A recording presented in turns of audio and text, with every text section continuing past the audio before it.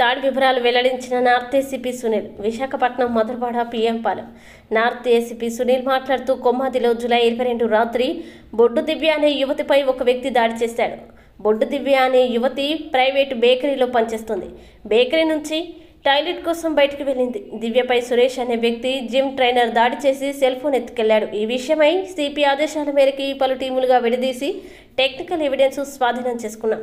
అమ్మాయి ఫోన్ సత్యబాబు అనే వ్యక్తికి కొమ్మాది జిమ్ వద్ద దొరికింది. సత్యబాబు చెప్పిన వివరాన్ని బట్టి సురేష్ స్నేహితుని తన ద్వారా సురేష్ కేసుని ఇన్వెస్టిగేషన్ చేశాం. ఎవిడెన్స్లు అన్నీ సేకరించి చెవిరెడ్డి సురేష్ని అరెస్టు చేయడం జరిగిందని తెలిపారు. అందరికీ నమస్కారం. విశాఖపట్నం నగర పోలీస్ కమిషనరేట్ పరిధిలో నార్త్ సబ్ డివిజన్లో ఉన్నటువంటి పిఎంపాలెం పోలీస్ స్టేషన్ లిమిట్స్లో 22వ తారీఖు నైట్ ఒక ఇన్సిడెంట్ జరిగింది. దీంట్లో బొడ్డు దివ్య అనేటటువంటి 19 సంవత్సరాల వయసు ఉన్నటువంటి ఒక అమ్మాయి ఇక్కడ టీఎఫ్సీ బేకరీలో పనిచేస్తూ ఉంది.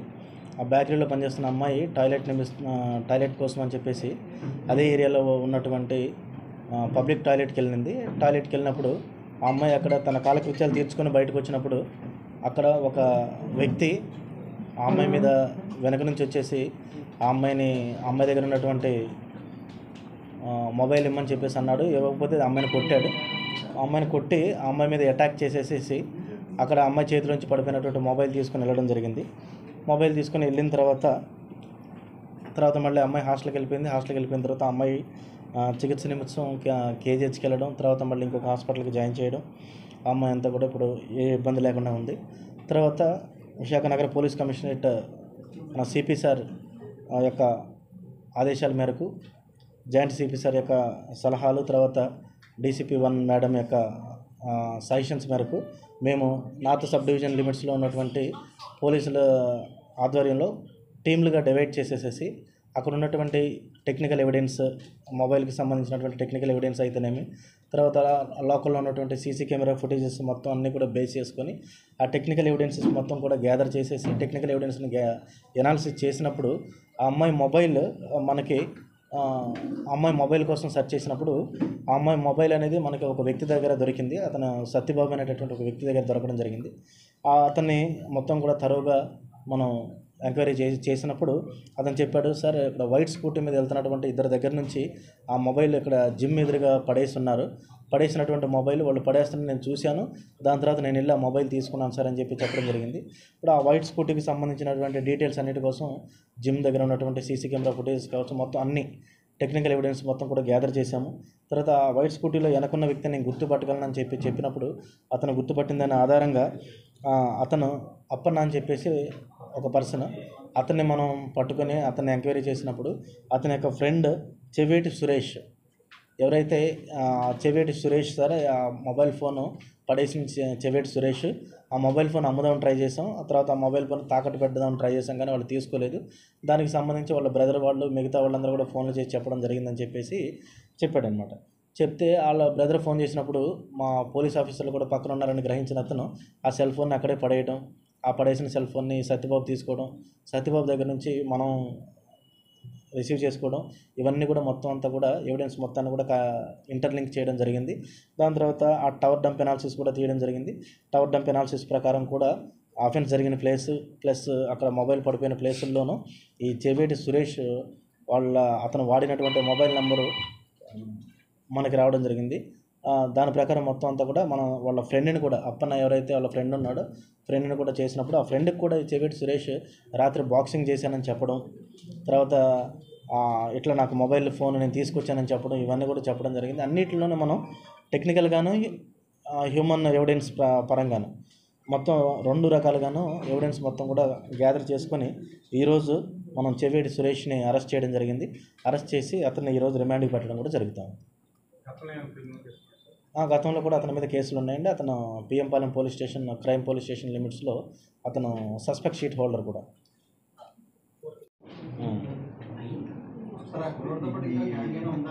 లేదు ఒక్కనే. ఆ అమ్మాయి ఒక్కటి మాత్రం ఖచ్చితంగా చెప్పింది. ఎంతమంది కొట్టారు నన్ను అంటే ఒక్కళ్ళే కొట్టారు సార్. ఇంకా మన ఏరియాలో లేవని అనుకుంటున్నాం. బట్ కొంతమంది అల్లరి చిల్లరగా తిరిగేటటువంటి గ్యాంగుల మీద కూడా నైట్ మన ఏపీఎస్పీ వాళ్ళని కూడా మనకి సిపి సార్ ఇవ్వడం జరిగింది. ప్రతిరోజు 7 గ్రూపుల్ని మనం తిప్పుతున్నాం. అంటే మేబీ డ్రంకెన్ స్టేట్లో ఉన్నాడు. ట్విస్ట్ అయింది. అంటే మనకేంటంటే అస్సలు లేదు, ఎవరు ప్రెజర్ లేదు. లేదు,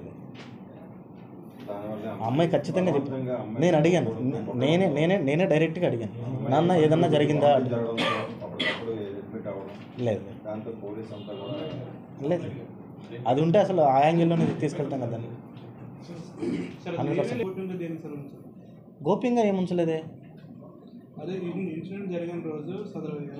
ఇప్పుడు ఇన్సిడెంట్ జరిగిన రోజు అంటే ఏమి డీటెయిల్స్ తెలియకుండా మీకు ఏం చెప్పాలి? ఇప్పుడు ఈరోజు మీకు చెప్పడానికి మా దగ్గర ఇంత మెటీరియల్ ఉంది. ఇన్సిడెంట్ జరిగిన రోజు ఫస్ట్ ఇన్సిడెంట్ జరుగుతుంది. ఆ ఇన్సిడెంట్ జరిగిన రోజు మా టెన్షన్ ఏంటి, ఎవరు చేశారు, అసలు అమ్మాయిని ముందుగా ట్రీట్మెంట్ చేయించుకోవాలి, ఎవరు చేశారు వాళ్ళని పట్టుకోవాలి, దానికి టీమ్స్ ఫామ్ చేసుకోవాలి. ఫామ్స్ చేసుకుంటే ఎవరి పనిలో వాళ్ళు ఉంటారు. ఇప్పుడు గోప్యత అనేది ఏమి ఉండదు. గోప్యత ఇదేమో ఇంట్లో మ్యాటర్ కాదు కదన్నా, ఎవరి పనిలో వాళ్ళు బిజీగా ఉంటారు.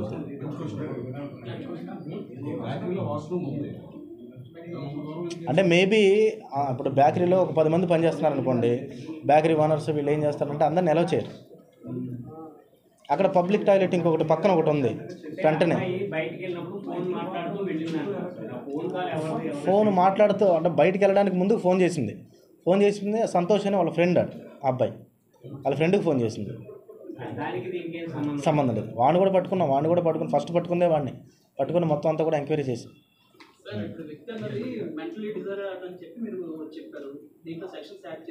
ఎవరు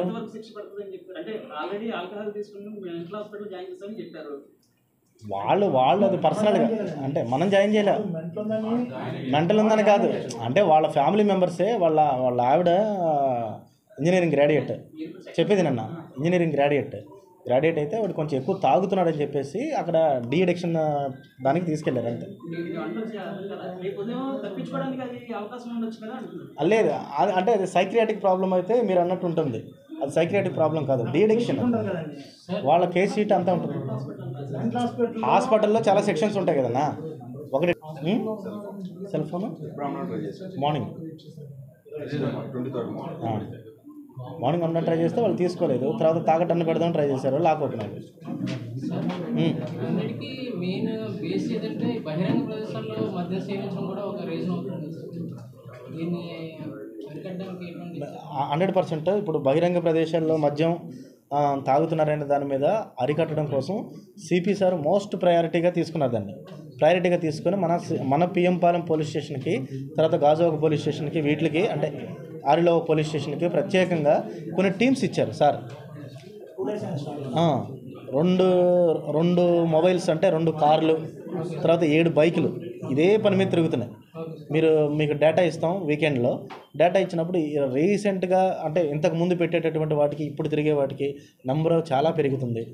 మేము కూడా చాలా అందరం కూడా తిరుగుతున్నాం, గట్టిగా తిరుగుతున్నాం. అమ్మాయిని 100% అడిగాం, ఎక్కడా కూడా అమ్మాయి అసలు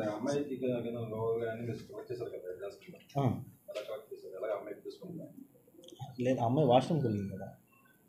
కలలు కనండి, వాటిని సాకారం చేసుకోవడానికి కష్టపడండి అనే అబ్దుల్ కలాం మాటల్లో నిజం చేస్తూ విద్యార్థుల్లో ఎల్లప్పుడూ ఆత్మవిశ్వాసాన్ని నింపుతూ వీఆర్ ద బెస్ట్ అని చాటు చెబుతున్న విద్యా సంస్థ ద గ్లోబ్ స్కూల్. రేపటి తరానికి ఉన్నత విలువలతో కూడిన విద్యార్థులను తీర్చిదిద్దారనే ఆశయంతో మన మధురవాడ అయోధ్య నగర్ లో ఉన్న ద గ్లోబ్ స్కూల్ ఇటీవల విడుదలైన ఎస్ఎస్సి ఫలితాలలో అత్యధిక మార్కులతో ఒక ప్రపంచం సృష్టించింది. 592 మార్కులతో ఎస్ వినయ్ కుమార్, 576 మార్కులతో కె అనంత్ సాయి, 570 మార్కులతో వై సాయి తేజ. వీటితో పాటు 16 మంది విద్యార్థులకు 500 పైబడి మార్కులు, 7 విద్యార్థులకు 550కి పైగా మార్కులు సాధించి తల్లిదండ్రులు తమపై ఉన్న నమ్మకాన్ని నిలబెట్టుకున్నారు. ద గ్లోబ్ స్కూల్ ఉపాధ్యాయ బృందం, సిబ్బంది మరియు చైర్మన్ బివి రావు గారు, కరెస్పాండెంట్ అనురాధ గారు, ప్రిన్సిపల్ లలిత గారు.